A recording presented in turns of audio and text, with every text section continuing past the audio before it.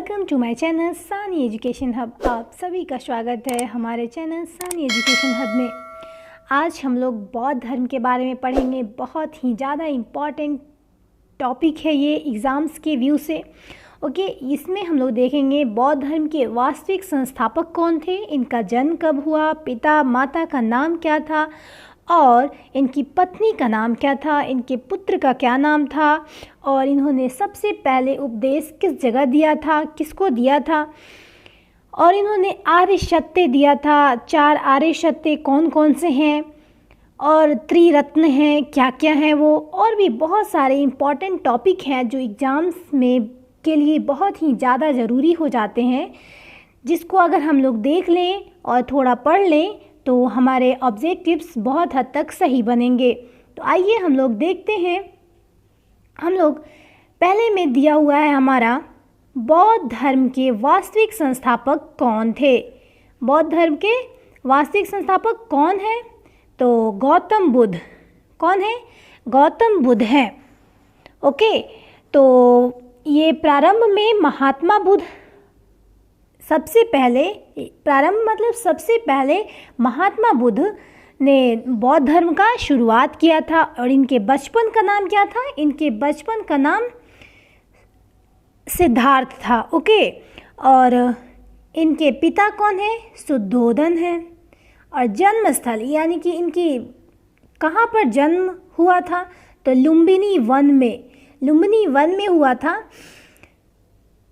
Okay, तो इनका जन्म कब हुआ था? कितने ईसा पूर्व में? क्योंकि ये ईस्वी यानी कि जीसस क्राइस्ट के जन्म के पहले के हैं, तो ये उस वक्त ऐसे ही देखा जाता था ईसा पूर्व में, यानी कि बीसी में देखा जाता है। ओके, बीसी में। तो उनका जन्म कब हुआ? तो 568 यानी कि 568 ईसा पूर्व यानी कि बीसी में उनका जन्म हुआ। इनकी माता का क्या नाम है? तो माता का इनके नाम है महामाया देवी। क्या है? महामाया देवी। ओके, और ये कोलीय गणराज्य की थी। ओके, और पिता इनके, पिता जो शुद्धोधन पिता थे, ये क्या थे? इनके जो पिता हैं वो शाक्यों के राजा, शाक्यों के राजा कपिलवस्तु के शासक थे। ये कहाँ के शासक थे? कपिलवस्तु के शासक थे। कपिलवस्तु ये स्थान है। ओके, यहाँ के वो शासक थे शुद्धोधन। और माता कौन थी? महामाया देवी। ओके, तो ये माता महामाया देवी थी। ये कोलीय गणराज्य की थी। ओके, और इनके बचपन का नाम जैसे कि हमने बताया सिद्धार्थ था। और यानी कि जो गौतम हम लोग कहते हैं, इनका गोत्र था गौतम। गोत्र है गौतम। ओके, जो हम लोग गोत्र देखते हैं वो गोत्र था इनका गौतम, जिससे हम लोग गौतम बुद्ध भी इन्हें कहते हैं। गोत्र था गौतम।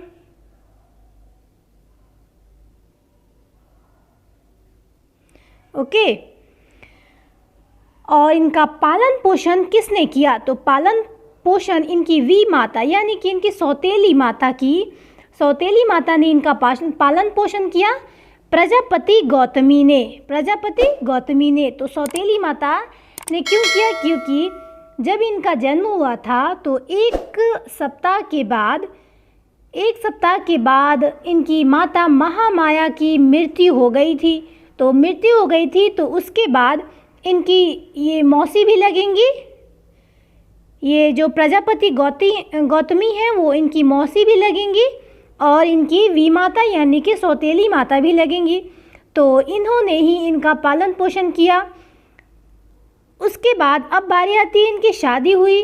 तो इनका विवाह हुआ। किससे विवाह हुआ? तो यशोधरा। क्या नाम है? यशोधरा।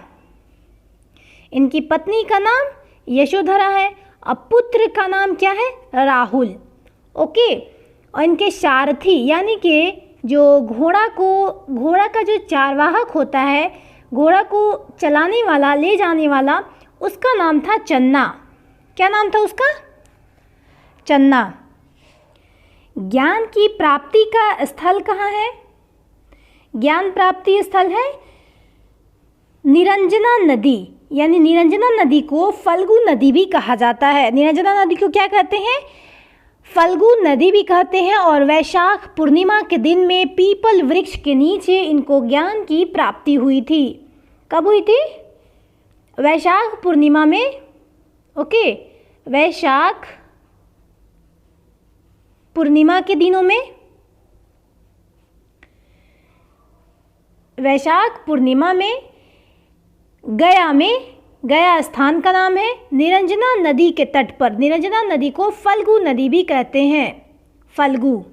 ओके, तो फल्गु नदी के तट पर इनको कौन सा वृक्ष था? पीपल वृक्ष था। पीपल वृक्ष के नीचे इनको ज्ञान की प्राप्ति हुई। पीपल वृक्ष के नीचे इनको ज्ञान की प्राप्ति हुई। ज्ञान प्राप्ति के बाद ही इनका नाम सिद्धार्थ से महात्मा बुद्ध पड़ा। इनका जो नाम पहले बचपन का नाम क्या था? सिद्धार्थ था। तो इनका नाम महात्मा बुद्ध कब पड़ा? तो इनको जब ज्ञान का अर्जन हो गया, ज्ञान की प्राप्ति हो गई, उसके बाद इनको महात्मा बुद्ध कहे जाने लगे। ये बुद्ध का क्या अर्थ होता है? महात्मा बुद्ध हम लोग कहते हैं, महात्मा बुद्ध। ओके, तो महात्मा मतलब महान आत्मा, और बुद्ध का अर्थ क्या होता है? बुद्ध का अर्थ होता है प्रबुद्ध, यानी कि ज्ञानी व्यक्ति, यानी कि बहुत ज़्यादा ज्ञानी व्यक्ति। इसका अर्थ हो गया ज्ञानी व्यक्ति। ओके, ज्ञानी व्यक्ति को हम लोग कहेंगे बुद्ध। ओके, इसका अर्थ हो गया बुद्ध का अर्थ। ओके, आगे हम लोग बढ़ेंगे। इन्होंने प्रथम उपदेश कहाँ दिए? तो ये प्रथम उपदेश कहाँ दिए थे? तो ऋषिपतन में। कहाँ दिए थे? ऋषिपतन में। ये कहाँ पे है? तो सारनाथ में है। कहाँ पे है ऋषिपतन? सारनाथ में है। ऋषिपतन सारनाथ में। ओके, अच्छा, ये अपना सबसे ज़्यादा उपदेश कहाँ पे दिए थे? इन्होंने सर्वाधिक उपदेश, यानी कि सबसे ज़्यादा सर्वाधिक उपदेश कहाँ दिया था? तो सर्वाधिक उपदेश इन्होंने, ये श्रावस्ती एक स्थल है, एक जगह का, एक स्थान का नाम है श्रावस्ती। यहीं पर ये सबसे ज़्यादा उपदेश दिए थे। श्रावस्ती एक जगह है, यहाँ पर ये बहुत ही ज़्यादा अपने उपदेश दिए थे। और यहीं पर इन्होंने एक अंगुलीमाल डाकू को शिक्षा दी थी, जिससे बहुत ही ज़्यादा अंगुलीमाल डाकू जो था प्रभावित हुआ था इनके उपदेश से, और वो बिल्कुल अपने बदल गया था और अपनी लाइफ में बिल्कुल चेंज कर लिया था, और इनके ही उपदेशों पर वो चलने लगा था। अंगुलीमाल के बारे में, अंगुलीमाल डाकू के बारे में आप लोगों ने सुना होगा। तो ये सच्ची घटना है बिल्कुल, और महात्मा बुद्ध ने इनको उपदेश दिए थे। तो इसके महात्मा बुद्ध के उपदेश देने से इनके अंदर, अंगुलीमाल के अंदर बहुत ही बड़ी चेंजिंग आई, और ये अपने लाइफ को पूरी तरह बदल लिए। और इनके सबसे प्रिय शिष्य थे, सबसे प्रिय शिष्य कौन थे? तो आनंद और उपाली। सबसे प्रिय शिष्य कौन थे? आनंद और उपाली, यहाँ पे। ओके, आनंद और उपाली सबसे प्रिय शिष्य थे इनके। और आनंद ने ही कहा था कि महात्मा बुद्ध, मतलब कि आप महिलाओं को भी इस धर्म में मतलब लाइए। पहले सिर्फ पुरुष ही थे, तो इनका कहना था कि महिलाएं को भी इस धर्म में आने की इजाज़त, परमिशन दीजिए। तो फिर अपने प्यारे शिष्य का बात मानकर ही उन्होंने, आनंद उनका शिष्य था, उसका बात मानकर वो स्त्री को भी इस धर्म में, बौद्ध धर्म को अपनाने का अनुमति दे दिए। उसके बाद है हमारा धर्म प्रचार का स्थल। क्या है? धर्म प्रचार का स्थल। कौन कौन सा स्थल है जहाँ पे धर्म का प्रचार हुआ? तो शाक्य, काशी, मगध, अंग, मल्ल, वज्जी, कौशल, कौशल राज्य। ओके, इतने राज्य थे यहाँ पे धर्म का प्रचार स्थल हुआ है। उसके जीवन का अंत इनका कब हुआ? तो 483 ईसा पूर्व में। कब हुआ? तो 483 ईसा पूर्व में, यानी कि 483 BC। ओके, जीसस क्राइस्ट के बर्थ के बाद जो भी हम लोग काउंट करते हैं तो 1 2 3, यानी कि वो जो अभी हमारा चल रहा है AD में चल रहा है और ये हमारा BC में चल रहा है। ओके, ईसा पूर्व जहाँ भी आएगा वो सब जीसस क्राइस्ट के जन्म के पहले का है, ठीक है। और जीसस क्राइस्ट के जन्म के बाद का जो है वो AD में होगा। ओके, और ये सब BC में होगा, और जो कि उल्टा रहता है। कैसे? देखिए, यहाँ पर इनका जन्म कब था? देखिए, यहाँ पे इनका जन्म था 568 ईसा पूर्व में। इनका जन्म कब है? 568 ईसा पूर्व में। और इनकी मृत्यु कब है? यहाँ पे इनका जन्म कब है? 568 ईसा पूर्व में। और इनकी मृत्यु कब है? इनके जीवन का अंत कब हो गया? तो 483, यानी कि ये घट गया, नीचे में हो गया। और 80 वर्ष की आयु में इनकी ये मृत्यु को प्राप्त कर गए थे, यानी कि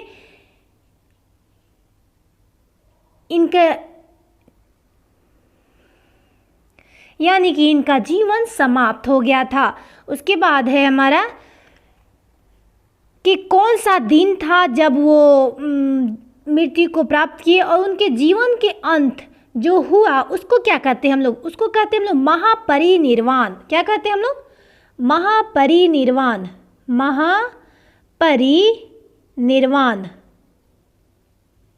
ओके,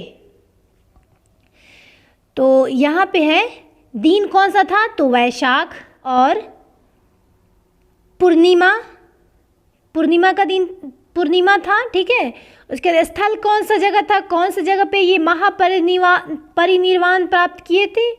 तो कुशीनगर में। ओके, कुशीनगर कहाँ पे है? तो यूपी में है, उत्तर प्रदेश, यूपी में। ओके, इसके बाद हम लोग जो बहुत ही ज़्यादा इनके बारे में हम लोग बेसिक चीज़ें जान गए महात्मा बुद्ध के बारे में, जिन्होंने इस बौद्ध धर्म का शुरुआत किया था। अब हम लोग इसके बारे में वन लाइनर जो बहुत ही ज़्यादा इम्पॉर्टेंट क्वेश्चन है इसको हम लोग देखेंगे। ओके, इसके साथ साथ हम लोग और भी क्वेश्चन डिस्कस करेंगे, कुछ अलग से भी पढ़ेंगे हम लोग। ओके, आगे हम लोग देखते हैं महात्मा बुद्ध की शिक्षाएं सर्वप्रथम किस रूप में संकलित की गई? महात्मा बुद्ध की शिक्षाएं सबसे पहले किस रूप में संकलित की गई? तो त्रिपिटक के रूप में। किस रूप में? त्रिपिटक के रूप में। उसके बाद है महाभिनिष्क्रमण से क्या तात्पर्य है? महाभिनिष्क्रमण से क्या तात्पर्य है? तो बुद्ध के गृह त्याग की घटना। बुद्ध के गृह त्याग की घटना को क्या कहते हैं? बुद्ध के गृह त्याग की महाभिनिष्क्रमण कहते हैं। बुद्ध के जब वो गृह की त्याग कर दिए थे, अपने घर परिवार और अपना हर चीज़ छोड़कर, और वो तपस्या में लीन हो गए थे और बिल्कुल बहुत ही दूर चले गए थे। तो ये कब गए थे? तो 29 वर्ष की आयु में। कब? 29 वर्ष की आयु में ये इनके अंदर एक वैराग्य उत्पन्न हुआ। क्या हुआ? वैराग्य उत्पन्न हुआ, यानी कि इनके अंदर बहुत ही ज़्यादा वैराग्य का मतलब है गृह त्याग करने का इच्छा उत्पन्न हुआ इनके अंदर। तो ये कैसे उत्पन्न हुआ? तो ये जब ये भ्रमण के लिए अपने साम्राज्य में बाहर निकले थे तो इन्होंने देखा, 4 चीज़ें देखी इन्होंने। कितनी चीज़ें देखी? 4 चीज़ें इन्होंने देखी। 4। तो 4 चीज़ों में क्या क्या देखा? तो पहला ये इन्होंने देखा कि एक वृद्ध व्यक्ति है। तो उनके मन में इच्छा हुई कि ये वृद्ध क्यों है, यानी कि सबको वृद्ध होना है, मरना है, ये सब इच्छा हुआ, ये सब उनको समझ में आया। तो फिर उसके बाद वो फिर और आगे बढ़े तो उन्होंने एक बीमार व्यक्ति को देखा। तो वो और ही ज़्यादा प्रभावित हुए बीमार व्यक्ति से। ओके, तो और भी आगे बढ़े, वो अपने साम्राज्य का भ्रमण कर रहे थे। तो और भी आगे बढ़े तो उनको मिला एक शव, यानी कि एक अर्थी मिला उनको जाता हुआ। तो उन्हें लगा कि ये अर्थी क्यों है, ये मतलब अजीब अजीब तरह से वो लोगों को देखे। एक ही बार में वो अचानक से वो भ्रमण के लिए निकले थे और एक बूढ़ा व्यक्ति देखे, उसका शरीर बिल्कुल ही बहुत ही, उसके चमड़े सिकुड़ गए थे और बहुत ही ज़्यादा बूढ़ा हो गया था और वो झुक कर चल रहा था। तो उन्हें लगा कि ऐसा क्यों है, और भी बहुत बातें उनके दिमाग में आई। और उसके बाद वो बीमार व्यक्ति को देखे तो सोचे कि बीमार व्यक्ति है, वो कुछ चल फिर नहीं कर पा रहा था और भी बहुत सारी चीज़ें। तो उनको सबको देखकर उनके मन में बहुत तरह की बातें आई। तो चौथा नंबर क्या है, तो चौथा नंबर है कि एक वो सन्यासी को देखे। तो वो देखे कि ये क्या कर रहा है, तो वो तपस्या में लीन था, वो सन्यासी था। तो उसको देखकर और ये चारों चीज़ें देखकर वो बहुत ही ज़्यादा प्रभावित हुए। उसके बाद उनके मन में वैराग्य उत्पन्न हुआ, यानी कि गृह त्याग कर देने का मन में भावना उत्पन्न होने लगी। ओके, और हम लोग आगे बढ़ते हैं। महाविनिष्क्रमण हम लोग समझ गए कि महाविनिष्क्रमण का अर्थ है गृह त्याग। जब बुद्ध गृह त्याग कर दिए थे तो उस घटना को महाविनिष्क्रमण कहते हैं।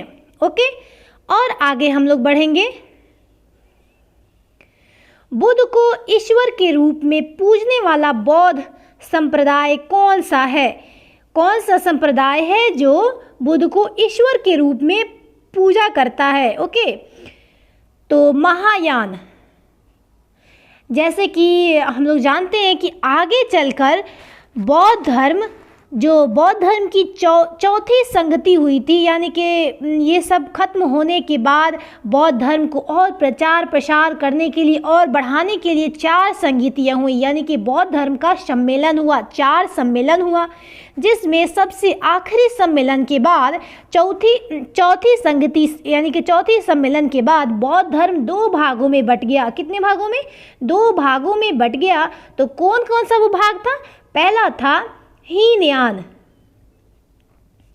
हीनयान और दूसरा था महायान, जो ये है हमारा महायान। ओके, जो हमारा यहाँ पर है। ओके, तो ये 2 भागों में बट गया। तो क्यों 2 भागों में बट गया? इसमें क्या क्या भिन्नता थी, क्या क्या अलग अलग था? तो हीनयान में था कि यह बौद्ध धर्म के उपदेशों में कोई भी परिवर्तन नहीं करते थे, जैसा था, जैसा महात्मा बुद्ध कहे थे, जैसा उपदेश किए थे, एकदम बिल्कुल वैसे ही वो पालन करते थे। लेकिन महायान में महात्मा बुद्ध के उपदेशों को ये लोग परिस्थिति के अनुसार, यानी कि जैसा उन लोगों का वक्त था, जैसा समय, उसके अनुसार ये लोग बदलते रहते थे। और आगे चलकर ये जो महायान है वो आगे चलकर जो महायान है वो और भी 2 भागों में टूट गया। कौन सा 2 भाग था? तो महायान का शाखा कौन से भागों में टूटा? शून्यवाद और व्रजयान। ठीक है, शून्यवाद और व्रजयान 2 भागों में टूट गया। जो नागार्जुन थे, हम लोग हिस्ट्री में पढ़े हैं और पढ़ेंगे आगे। नागार्जुन जो थे वो शून्यवाद को पालन करते थे और शून्यवाद को मानते थे बौद्ध धर्म में। और वज्रयान क्या था? तो वज्रयान में वज्रयान को शाखा को ही बौद्ध धर्म का ज़्यादातर लोग इसी को विनाश का कारण मानते हैं, क्योंकि इसमें मदिरा का सेवन करते थे लोग, मूर्ति पूजन करते थे, वैश्यावृत्ति होती थी और भी बहुत सारे जो है ये सब लोग करते थे। महायान जो टूटा, दो में टूटा था ना, शून्यवाद और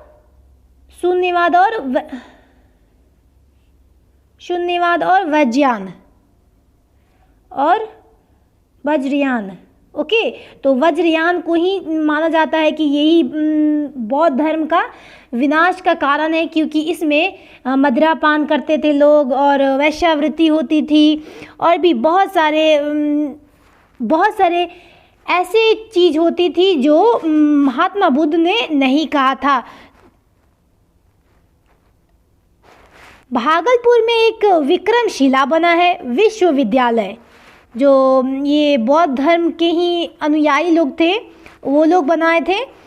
और ये चीन में, थाईलैंड में जो बौद्ध धर्म के प्रशंसक है, जो मानने वाले हैं लोग चीन और थाईलैंड में, तो वो लोग मुख्यतः वज्रयान को ही मानने वाले लोग हैं। ओके, ये सब वज्रयान जो महायान का जो 2 भाग में टूटा, तो वही उसको मानने वाले लोग हैं। चीन में, थाईलैंड में बहुत ज़्यादा ही बौद्ध धर्म का प्रचार प्रसार है। वो लोग बहुत ही ज़्यादा बौद्ध धर्म को मान्यता देते हैं, मानते हैं बहुत ही ज़्यादा। ओके, और आगे बढ़ते हैं हम लोग। यहाँ पे है हमारा क्वेश्चन, किस बौद्ध संगति में बौद्ध संघ अस्थावीरवादी तथा महासंधिक जैसे 2 भागों में विभाजित हुआ था? तो किस बौद्ध संगति में बौद्ध संघ अस्थावीरवादी तथा महासंघिक जैसे 2 भागों में विभाजित हुआ था? तो द्वितीय संगति में, यानी कि 4 संगति हुई थी बौद्ध धर्म के और आगे प्रचार प्रसार बढ़ाने के लिए, आगे करने के लिए। तो उसमें जो द्वितीय संगति हुई थी वो हमारा इसका आंसर हो जाएगा। क्या हो जाएगा? द्वितीय संगति। ओके, उसके बाद हमारा नेक्स्ट है बौद्ध मत। बौद्ध मत के उपसंपदा से क्या तात्पर्य है? बौद्ध मत के उपसंपदा से क्या तात्पर्य है? तो बौद्ध भिक्षु के धर्म परिवर्तन के अंतिम अवस्था। क्या है? बौद्ध भिक्षु के धर्म परिवर्तन की जो अंतिम आखिरी अवस्था रहती है वो है। ओके, क्या चीज से? उपसंपदा पद, उपसंपदा पद। ठीक है, बौद्ध धर्म की उपसंपदा पद से क्या तात्पर्य है? तो बौद्ध भिक्षु का जो धर्म परिवर्तन का जो सबसे लास्ट वाला स्टेज रहता है उसको कहते हैं। ओके, उसके बाद हमारा नेक्स्ट है, बुद्ध किसके राज्य काल में कौशाम्बी आए थे? कौन से, किसके राज्य काल में कौशाम्बी आए थे? तो उदयीन के राज्य काल में आए थे। उनके राज्य काल में ही आए थे। वो कहाँ पे? कौशाम्बी आए थे। उसके बाद नेक्स्ट है हमारा, बौद्ध धर्म के 4 आर्य सत्य क्या क्या हैं? 4 आर्य सत्य क्या क्या हैं? तो दुख समुदाय, दुख निरोध तथा दुख निरोध गमिजी प्रतिपदा। ओके, तो इसका अर्थ क्या हुआ? तो पहला उनका आर्य सत्य, 4 सत्य कथन जो है, उन्होंने सबसे पहले कहा था कि जो संसार है, संसार पूरे दुखों से भरा है। पहला उन्होंने क्या कहा था? संसार पूरे दुखों से भरा है, संसार पूरे दुखों से भरा हुआ है। ओके, पहला उन्होंने कहा था। और दूसरा क्या कहा था? दूसरा कहा था कि हर इंसान को दुख का कोई ना कोई कारण है। जिसके पास भी दुख है उसका कोई ना कोई कारण है। हर दुख का कोई ना कोई रीजन है, कोई ना कोई कारण है। उसके बाद नेक्स्ट है हमारा तीसरा हमारा, ये पहला, ये दूसरा और दुख निरोध। और तीसरा क्या है? तीसरा है हमारा, सभी दुखों का सबसे बड़ा कारण क्या होता है? तो इच्छा होता है। यानी कि अगर इच्छा ही नहीं रहेगी तो हमें किसी चीज़ का दुख नहीं होगा। यानी कि हम लोग कुछ इच्छा करते हैं, कुछ उम्मीद करते हैं, कुछ सोचते हैं जो हमारी पूरा नहीं होता है, जिसके वजह से हम लोग दुखी होते हैं। और हमेशा किसी न किसी बात को लेकर जो हमारी इच्छाएं रहती है, पूरी नहीं होती है, उसको लेकर हम लोग हमेशा दुखी रहते हैं। और चौथा क्या बोले थे वो? सत्य, आर्य सत्य इसको कहते हैं। तो चौथा सत्य क्या था? तो चौथा सत्य है, इस इच्छा पर नियंत्रण पाया जा सकता है। यानी इच्छा नियंत्रण। ओके, इच्छा नियंत्रण, यानी कि अगर हम लोग इच्छा पर नियंत्रण पाएं तो हम लोग बहुत कुछ कर सकते हैं। और ये इच्छा के वजह से हम लोग हमेशा दुख में पड़े रहते हैं। ओके, तो और अब हम लोग और आगे बढ़ते हैं। नेक्स्ट है हमारा बौद्धों के रामायण के नाम से प्रसिद्ध बुद्धचरित के रचनात्मक कौन है? तो अश्वघोष। ओके, उसके बाद नेक्स्ट है हमारा अशोक का कौन सा अभिलेख इस परंपरा की पुष्टि करता है कि गौतम बुद्ध का जन्म लुम्बिनी में हुआ था? यानी कि अशोक का कौन सा ऐसा अभिलेख है जो ऐसा पुष्टि करता है कि गौतम बुद्ध का जो जन्म है वो लुम्बिनी में ही हुआ था? कौन सा ऐसा? तो कौन सा अभिलेख है?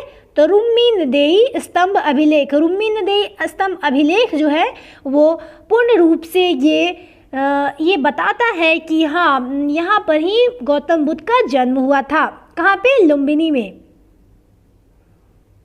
ओके, और हम लोग आगे बढ़ते हैं। बौद्ध धर्म के महायान और हीनयान संप्रदायों में सर्वाधिक मौलिक अंतर कौन सा है? तो बौद्ध धर्म के महायान और हीनयान, जैसे कि हमने बताया, बौद्ध धर्म में दो भागों में टूट गए थे लोग, महायान और हीनयान। तो महायान में लोग मूर्ति पूजन करते थे और भी, लेकिन जो हीनयान वाले थे, हीनयान वाले सिर्फ जैसे बौद्ध धर्म बताए थे बिल्कुल टू कॉपी, एकदम वैसे ही बस पालन करते थे उसको, उसमें कोई चेंजिंग नहीं। लेकिन महायान वाले परिस्थिति के अनुसार वो लोग चेंज करते रहे। ओके, उसके बाद नेक्स्ट है हमारा भारतीय कला में बुद्ध की जीवन की किस घटना का त्रितरण मुग शहीद चक्र द्वारा दिखाया गया है? तो इसका उत्तर हो जाएगा हमारा प्रथम उपदेश। क्या हो जाएगा? प्रथम उपदेश। ओके, यहाँ पर हमारा क्वेश्चन है यहाँ से। ओके, बोध गया के महाबोधि मंदिर का संबंध गौतम बुद्ध के जीवन की किस महत्वपूर्ण घटना से है? बोध गया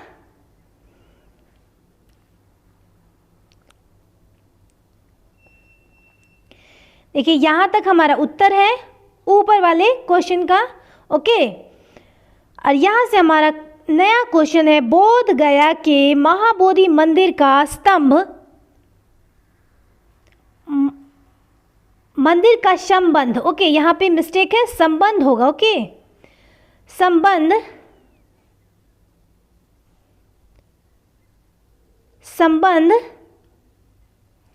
गौतम बुद्ध के जीवन की किस महत्वपूर्ण घटना से है? गौतम बुद्ध के जीवन की किस महत्वपूर्ण घटना से है? तो गौतम बुद्ध की ज्ञान प्राप्ति से। क्या है? गौतम बुद्ध के ज्ञान प्राप्ति से। ओके, उसके बाद हमारा नेक्स्ट है, बुद्ध के उपदेश किससे संबंधित है? तो बुद्ध के उपदेश क्या चीज से संबंधित है? तो आचरण की शुद्धता एवं पवित्रता से। ओके, नेक्स्ट है हमारा, बुद्ध के जीवन काल में ही कौन संघ प्रमुख बनना चाहता था? तो देवदत्त। कौन थे? देवदत्त। ओके, नेक्स्ट है हमारा, नालंदा विश्वविद्यालय की स्थापना किस काल में की गई थी? तो गुप्त काल में नालंदा विश्वविद्यालय की स्थापना की गई थी। ये बहुत ही ज़्यादा इंपॉर्टेंट क्वेश्चन है, आप लोग अच्छे से इसको पढ़ेंगे और याद रखेंगे। ओके, और ये हमारा एक और क्वेश्चन है, अष्टांगिक मार्ग की संकल्पना किससे संबंधित है? तो धर्म चक्र प्रवर्तन से। ओके, उसके बाद हमारा और अब लास्ट है, यहाँ देखेंगे हम लोग नोट्स है कुछ जो इम्पोर्टेंट है। यहाँ पर कहा गया है कि बौद्ध धर्म में शून्यवाद तथा विज्ञानवाद जैसी दार्शनिक पद्धतियों का उदय हुआ। कहाँ पे हुआ? तो शून्यवाद जो हम लोग ऊपर ही डिस्कस कर चुके हैं, विज्ञानवाद जैसे दार्शनिक पद्धतियों का उदय हुआ। इसका प्रभाव शंकराचार्य, कौन से? शंकराचार्य, याद रखेंगे हम लोग, के दर्शन पर भी पड़ा। इसी कारण उन्हें प्रच्छन्न बुद्ध भी की उपमा दी जाती है। ओके, उसके बाद नेक्स्ट हमारा, बुद्ध की सर्वाधिक मूर्तियों का निर्माण गंधार शैली में हुआ। बुद्ध की सबसे ज़्यादा जो मूर्तियों का निर्माण हुआ वो कौन सी शैली में? गंधार शैली में हुआ। बुद्ध की प्रथम प्रतिमा, सबसे पहली जो प्रतिमा थी यानी कि उनके जैसी मूर्ति थी, वो मथुरा कला शैली के अंतर्गत बनाई गई थी। कौन सी शैली? मथुरा कला शैली के अंतर्गत बनाई गई थी। उसके बाद हमारा लास्ट है, भारत में मूर्ति पूजा की नींव बौद्ध धर्म ने रखी तथा सर्वप्रथम बुद्ध की प्रतिमाओं का पूजन किया। सबसे पहले बुद्ध की प्रतिमाओं का पूजन किया। किसने किया था? तो भारत में सबसे पहले इन्होंने ही मूर्ति पूजा का नींव बौद्ध धर्म ने ही रखा और सर्वप्रथम बुद्ध की प्रतिमाओं का पूजन करने का उसका आरंभ किया। ओके, ये हमारा लास्ट क्वेश्चन था। आप लोगों को वीडियो अच्छा लगे तो प्लीज़ लाइक करना नहीं भूलें, लाइक कर दें और हमारे चैनल को सब्सक्राइब करें और ज़्यादा से ज़्यादा अपने दोस्तों में भी शेयर करें इस वीडियो को। ओके, यहाँ तक देखने के लिए आप लोगों का बहुत बहुत धन्यवाद। Thank you so much.